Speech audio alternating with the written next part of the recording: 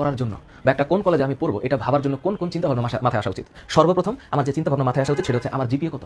আমার জিপিএ কত? আমি যদি এখন আমার জিপিএ থাকে হচ্ছে, সে ফর এক্সাম্পল আমার জিপিএ হচ্ছে 4.5, আমার সে ফর এক্সাম্পল এর চাইতে অনেক ভালো রেজাল্ট অনেকে করেছে, এর চাইতে খারাপ রেজাল্ট অনেক করেছে। তো আমার রেজাল্ট হচ্ছে 4.5 থেকে 4.8 এর মধ্যে, ধরো তোমার রেজাল্ট এতর মধ্যে। অথবা অনেকেই আছে যারা 4.00 থেকে 4.5 এর মধ্যে। এখন এই ছেলে বা মেয়েটা যেভাবে চিন্তা করবে ও কিন্তু সেভাবে পারবে না। কেন? কারণ ওর রেজাল্টটা এর রেজাল্টের চাইতে খারাপ আসছে।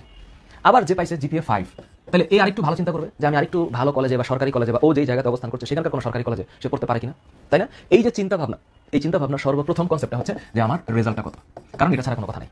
দ্বিতীয়ত হচ্ছে ইন্টারমিডিয়েটের জীবনটা একটু বেশি পরিমাণে বিজি এবং খরচ বেশি, কারণ ইন্টারের বইগুলা, কলেজের খরচ, প্রাইভেট টিউটরের খরচ, লেখাপড়ার খরচ, সামগ্রিকভাবে সবকিছু মিলে খরচের পরিমাণটা একটু বেশি। এই বেশিটা হিসাব করে একজন শিক্ষার্থীকে ঠান্ডা মাথায় ডিসাইড করতে হবে যে তুমি বাংলাদেশের যে অঞ্চলে থাকো, বাংলাদেশের তুমি যে অঞ্চলে থাকো